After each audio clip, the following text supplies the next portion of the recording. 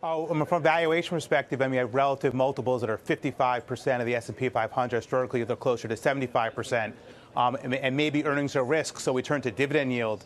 And you have, dividend yield for the group over 3.5%. Some banks at 5% dividend yields. That's against a 10-year treasury of only 1%. And we think those dividends are quite safe against the current backdrop. So valuations relative to history certainly attractive. I mean, Jason, we spoke earlier in the show about the fact that at the recent JP Morgan Investor Day, even though the fact that yields had collapsed significantly, they didn't need to downgrade their earnings forecast for the year. Does the 50 basis point Fed rate cut change that? And to what level, in percentage terms, do you expect EPS estimates to come down? Yes, I mean, certainly today's Fed cuts will have an adverse impact on what the banks earn. So I think they'll still make a lot of money. They'll just make less than they would, had the Fed, not moved. This morning we finished up kind of the 10K reporting season for the banks, and they all have kind of their interest rate simulation analysis.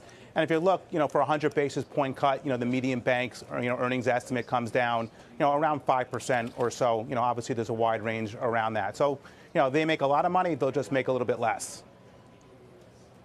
And Jason, over the last 5 years or so, you and your peers at times have really banged the table to say this is a sort of once in a generation buying opportunity for what had become a very cheap sector. Is it in that moment for you again, or are we not at that point? Yeah, it's certainly hard to predict the next 2 days, next 2 weeks. I think it's important to realize, though, the industry is kind of entering this kind of uncertainty time, from a period of strength. So you have, capital ratios, the highest level we've seen since the 1940s, record liquidity, asset quality, the best, we've seen since before the financial crisis.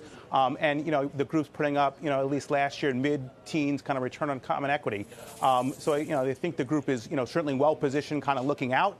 But, in the near term, certainly will trade with some uncertainty as kind of the near-term economic outlook, faces a lot of challenges. Tony Dwyer still with us from Canaccord. Is this a group, as you're doing your bottom picking, that you would go into with yields continuing to make new lows every day? Most certainly. What you want to do, Sarah, is you want to put on a post-recession trade.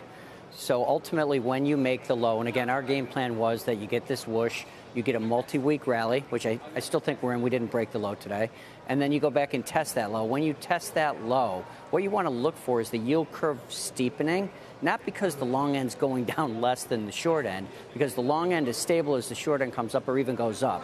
So it's almost like a bear, kind of a bull and bear steepener. Basically, it's good for the banks.